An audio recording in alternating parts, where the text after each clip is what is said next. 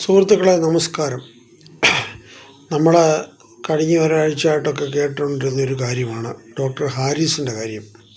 ഇത്ര സത്യസന്ധമായിട്ട് ജോലി ചെയ്ത ഒരു ഡോക്ടറായിരുന്നു ഹാരിസ് എന്നൊക്കെ നമ്മുടെ ആരോഗ്യമന്ത്രി വീണ ജോർജ് തന്നെ പറഞ്ഞിട്ടുണ്ട്. അദ്ദേഹം നല്ല ഒരു ഉദ്യോഗസ്ഥനായിരുന്നു. അദ്ദേഹം പറഞ്ഞത് നല്ല കാര്യമാണ്, അദ്ദേഹത്തെ ചേർത്ത് പിടിക്കുമെന്നൊക്കെ. പക്ഷെങ്കിൽ കാര്യങ്ങളൊക്കെ തകിടം പറഞ്ഞത് എളുപ്പമെന്നാണ്. വീണ ജോർജ് അത് പറഞ്ഞെങ്കിലും എന്ന് വെച്ചാൽ പൊതുസമൂഹത്തിൻ്റെ വികാരം മനസ്സിലാക്കി ഇന്നേരം വീണ ജോർജ് അങ്ങനെ പറഞ്ഞു പോയി. പക്ഷെങ്കിൽ കപ്പിത്താൻ അപ്പോഴത്തേന് ഒന്നുടക്കി, അയാൾ പറഞ്ഞത് ശരിയായില്ല എന്ന് പറഞ്ഞു. അപ്പോഴത്തേന് വീണ ജോർജിനും മുട്ട് പറിച്ചു. അപ്പോഴത്തേന് പുള്ളിക്കാരത്തിക്ക് അത് തിരുത്തി പറയേണ്ടി വന്നു, അല്ലെങ്കിൽ പിന്നെ നിലനിൽപ്പില്ല. അപ്പം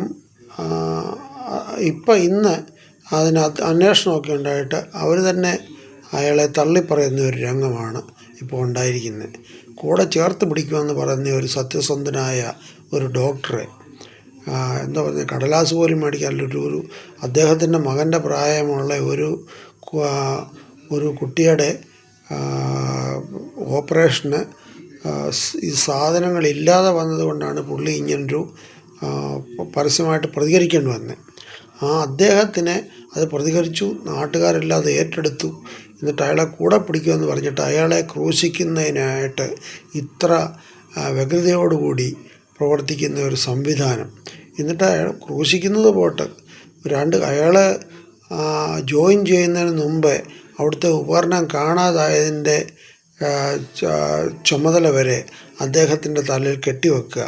ഒരുത്തനെ കള്ളക്കേസിൽ കൊടുക്കാം എന്ന് പറഞ്ഞാൽ എന്തുവാ, ഇഷ്ടമില്ലാത്തതിനെ ഒന്നുമില്ലെങ്കിൽ ബലാത്സംഗ കേസിൽ കൊടുക്കാം, അല്ലെ തേങ്ങാമോഷണ കൊടുക്കാം എന്ന് പറഞ്ഞ പോലെ ഇദ്ദേഹത്തിനെ ഒരു മോഷണ കേസിൽ കൂടെ ഇപ്പോൾ അകപ്പെടുത്തിയിരിക്കുക.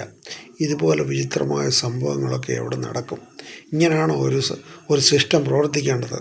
ഏതായാലും നമുക്കൊക്കെ ഇത് സഹിച്ചേ പറ്റത്തുള്ളൂ. മന്ത്രി വീണെ ഒക്കെ നമ്മൾ സഹിക്കുക എന്ന് പറഞ്ഞാൽ പരമാവധി സഹിച്ചു. ഇവർക്കൊക്കെ ആരൊക്കെ ഇനിയും പ്രതിഫലം കൊടുക്കുമെന്നുള്ള നാട്ടുകാരെ അടുത്ത ഇലക്ഷനിൽ വേണം ഇവർക്കൊക്കെ ഇതിന് മറുപടി കൊടുക്കേണ്ടത്. Okay, good night.